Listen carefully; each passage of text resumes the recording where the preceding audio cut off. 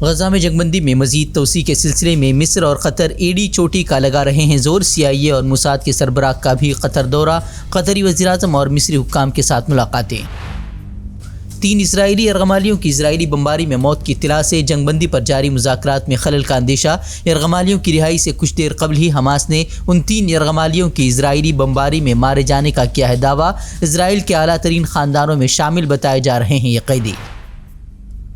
غزہ میں جنگ بندی کے درمیان مغربی کنارے میں اسرائیل کی جارحانہ چھاپہ مار کارروائی جاری۔ جنین میں دہشت گرد اسرائیلی فوج نے 2 بچوں کو بنایا نشانہ، 8 سالہ اور 15 سالہ لڑکا شہید۔ بچوں کی موت کے بعد اسرائیل نے ہلاک ہونے والوں کو مزاحمتی گروہ کا سرکردہ رہنما بتایا۔ غزہ میں اب بیماریوں سے ہزاروں اموات کا خدشہ۔ عالمی ادارہ صحت نے کہا صحت کا نظام تباہ ہونے سے بیماریاں پھیلنے کا خطرہ بڑھا۔ اشیاء خوردونوش کی کمی کے سبب غزہ کی آبادی خصوصاً خواتین اور بچے قحط کے بدترین خدشات سے دوچار، 18 لاکھ افراد ہو چکے ہیں بے گھر۔ غزہ میں جنگ بندی کے لیے وائٹ ہاؤس کے سامنے بھوک ہڑتال پر بیٹھی امریکہ کی ایوارڈ یافتہ اداکارہ۔ دنیا بھر میں غزہ کے شہریوں کو غذائی قلت سے متعلق آگاہ کرانا بتایا بھوک ہڑتال کا مقصد۔ غزہ میں جنگ بندی کے درمیان عمارتوں کے ملبے سے لاشوں کو نکالنے کا عمل جاری۔ گزشتہ 24 گھنٹوں کے دوران نکالی گئی 160 لاشیں۔ وحشیانہ بمباری کے باعث سینکڑوں عمارتیں بن چکی ہیں ملبے کا ڈھیر۔ اب بھی 6000 سے زائد افراد کے ملبے میں دبے ہونے کا خدشہ۔ حماس نے 30 فلسطینی خواتین اور بچوں کی اسرائیلی قید سے رہائی کے بدلے میں 12 یرغمالیوں کو چھوڑا۔ اسرائیلی قید سے آزاد ہو کر اپنے گھر پہنچے 15 فلسطینی خواتین اور 15 نابالغ۔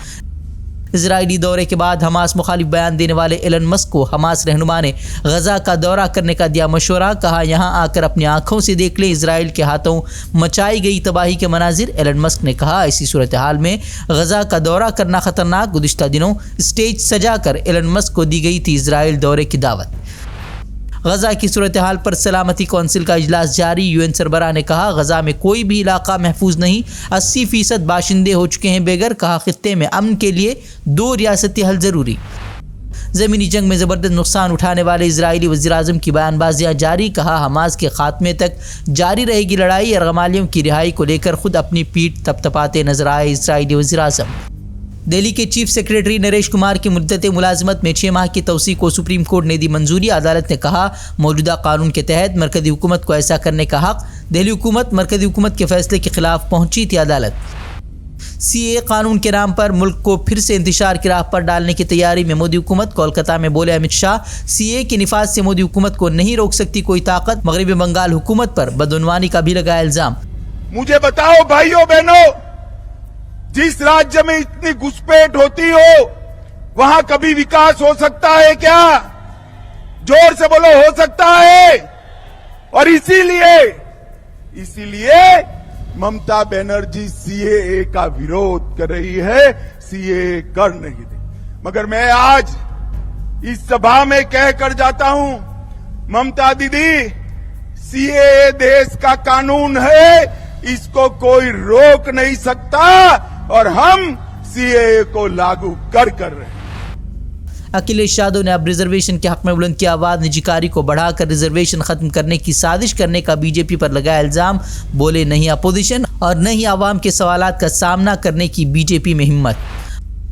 مولانا آزاد وچار منچ اور دیگر تنظیموں کے کارکنان کی مہاراشٹر کے گورنر سے ملاقات۔ مسلمانوں کی تعلیم، ریزرویشن اور تحفظ کے مسائل پر کی بات چیت۔ سچر کمیٹی کی سفارشات کی روشنی میں 15 نکاتی پروگرام کے مؤثر نفاذ کا بھی کیا مطالبہ۔ مہاراشٹر میں مسلم سماج کو حاشیے پر رکھنے پر تشویش کا بھی کیا اظہار۔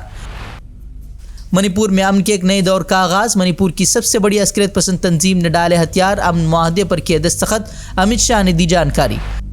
ٹنل سے نکلے مزدوروں نے وزیراعظم مودی کو فون پر دیا اتحاد اور بھائی چارے کا پیغام۔ کہا ہم نے ٹنل میں بھائیوں کی طرح گزارے اپنے دن رات۔ وزیراعظم نے حال چال جاننے کے لیے مزدوروں سے کی تھی بات چیت۔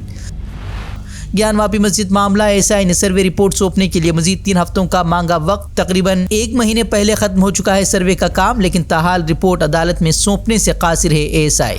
امریکہ کا فوجی طیارہ جاپان کے جزیرے پر گر کر تباہ، 1 شخص کی لاش برآمد جبکہ 5 لاپتہ۔ انجن میں اچانک آگ بھڑکنے سے پیش آیا تھا حادثہ۔